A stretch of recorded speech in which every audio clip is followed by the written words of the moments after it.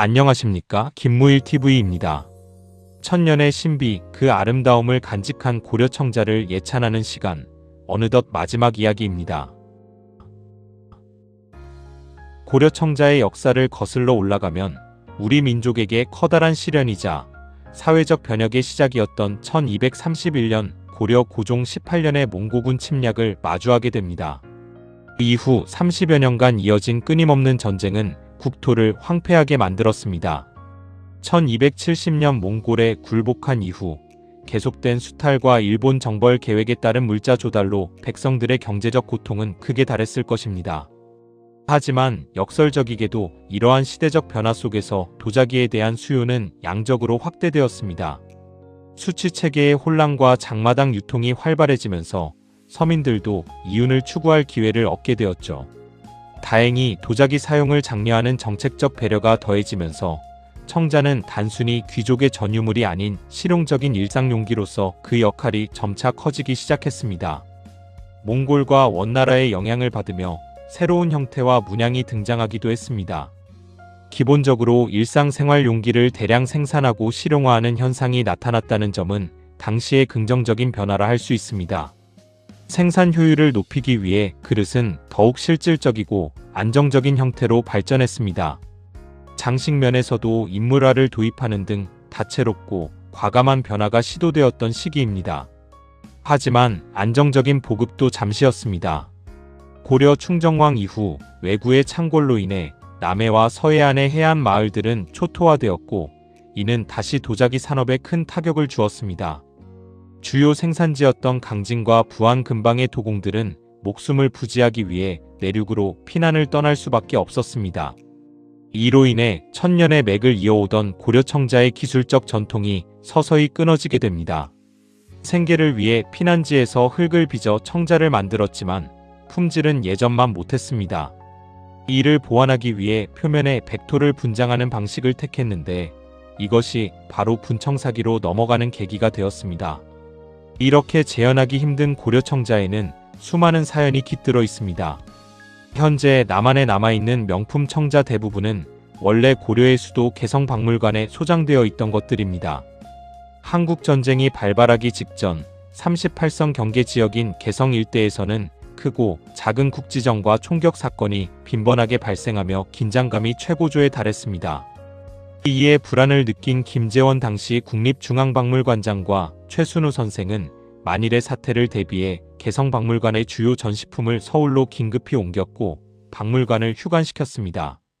당시 38선 분계선이 개성박물관 인근 송악산 기슭을 경계로 남한에 속해 있었기에 이러한 결단이 가능했습니다. 그로부터 불과 이틀 뒤 개성이 함락되었습니다. 5시간 만에 벌어진 일이었죠. 선대박물관 관계자들의 성견지명 덕분에 오늘날 우리가 이토록 귀중한 유물들을 직접 마주할 수 있게 된 것에 진심 어린 경의를 표합니다. 고려 청자 제조 기법은 여러 국난을 거치며 천년의 세월 동안 맥이 끊겼습니다. 조선 후기에는 기술이 거의 실전되었고 대한제국 시기에는 그 존재조차 잊혀질 지경이었습니다. 당시 고려 청자를 수탈했던 이토 히로부미 앞에서 고종 황제께서조차 이것이 중국 것인가 일본 것인가라고 물으셨을 정도였으니 그 상실감이 얼마나 컸을지 짐작이 갑니다. 이후 20세기 들어 일본의 단이 순제이라는 자가 고려 청자 복원에 성공했다고 발표하여 큰 파장을 일으킨 적이 있습니다. 그는 몇 차례 전시회를 열며 전문가로 명성을 날렸습니다. 종주국인 우리 대한민국에서도 복원하지 못한 기술을 일본에서 해냈다는 소식에 당시 도에게는 큰 충격과 자존심의 상처를 입었습니다. 하지만 그는 사실 한국 도자기를 수입해 판매하던 거강꾼에 불과했습니다. 이른바 후지무라 시니치 사건과도 연결된 인물이었죠. 결국 자신의 낙관을 찍은 청자를 만들어 자기가 만들었다고 속인 사기극임이 한국 도예가들에 의해 드러났습니다. 결국 그는 한국으로 끌려와 공개 사과를 하는 망신을 당하게 되었습니다. 이처럼 재현이 어려운 청자 기술에 평소 관심이 많던 차에 최근 경주의 김혜익 선생이 고려 청자를 재현했다는 소식을 듣고 직접 만나 뵙기도 했습니다. 가마 내부 온도가 2000도를 넘나드는 열악한 환경 속에서 작업을 하시는 것을 보며 다시 한번 감탄했습니다. 천년 전 우리 조상들은 대체 어떻게 이 위협을 이루어냈을까요?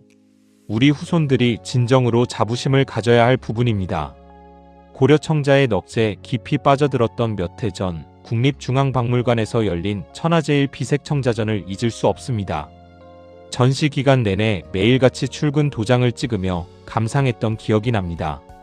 이 특별전은 1990년 이후 20년 만에 열린 것으로 국보 18점, 보물 11점은 물론 일본 중요문화재까지 한자리에 모인 그야말로 기념비적인 전시였습니다.